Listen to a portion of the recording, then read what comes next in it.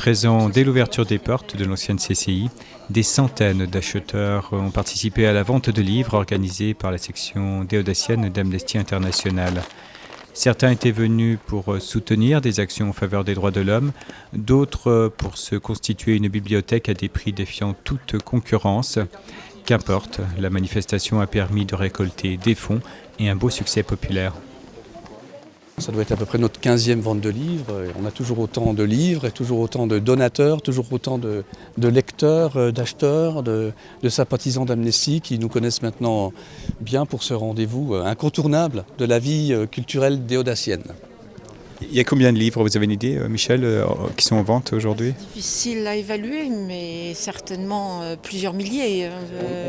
Ils viennent d'où ces livres alors? Alors ils sont donc généreusement donnés par les déodaciens ou par les habitants des environs qui veulent donc soit vider leur grenier ou leur bibliothèque ou encore qui décident à un moment donné de faire un nettoyage vite fait parce qu'ils désirent acheter d'autres livres ou ils doivent vider une maison familiale.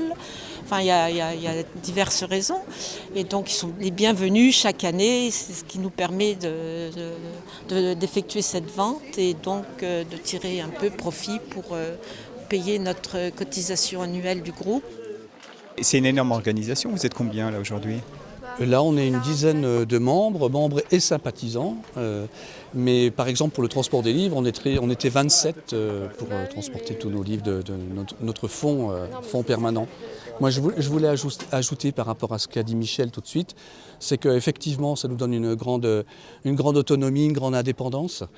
Et on peut, comme l'a dit Michel, aider des associations, notamment l'association Primo Levi qui défend les victimes de la torture, l'ANAFE qui est une association d'assistance des migrants aux frontières.